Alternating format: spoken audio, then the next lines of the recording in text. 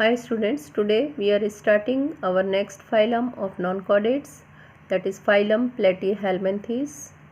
I told you its characteristic. In these worms, body is in the form of the plates. Multicellular, bilateral symmetry, triploblastic, body is thin, soft or leaf ribbon-like, acoelomate, absence of coelom. Marine or freshwater, they are found either in seawater or lake or pond.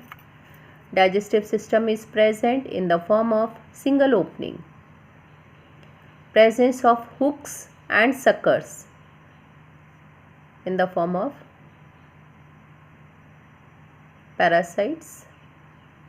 Circulatory, respiratory and skeletal system is absent. Excretory system consists of protonephridia, that is known as primary excretory organ, hermaphrodite. Few animals are parasite. Internal fertilization. Development through many larval stages. Few animals like planaria have regeneration capacity. Regeneration capacity means formation of lost organ again. Dorso-ventrally flattened means these animals are flat, dorsal side and ventral side both, means front side and opposite side or back side both are flat. Special cells are known as flame cells that help in osmoregulation and excretion. Osmoregulation means regulation of osmotic pressure inside and outside of the body of the organism. Example tapeworm, that is Taenia, liver fluke, that is Fasciola. You can see liver fluke. This is tapeworm.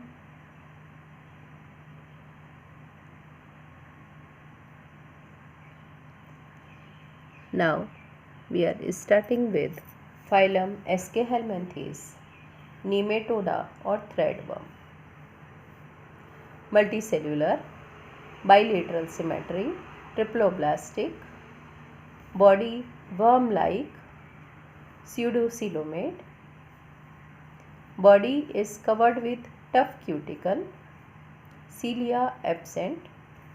Alimentary canal is straight and completes with mouth and anus. Sexes are separate, they are known as dioecious also. Monoecious or hermaphrodite means both sexes are present in same organism. Few forms are parasite, but some are free living in the soil and water, and they are known as roundworms. Organ system level of organization. Well developed muscular pharynx. Females are longer than males. Fertilization is internal. Development is direct, means without larva. Example Ascaris. Parasitic nematodes are Parasitic nematodes are pathogenic, means they produce diseases in the host. For example, elephantiasis, in which enlargement of limbs takes place. They cause infection in intestine due to escheriasis.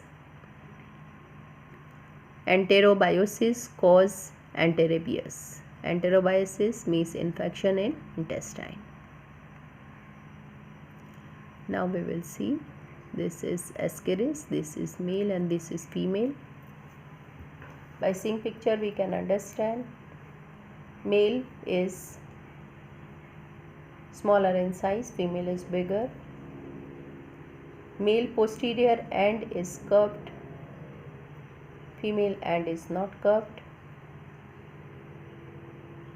Both are in the form of the thread.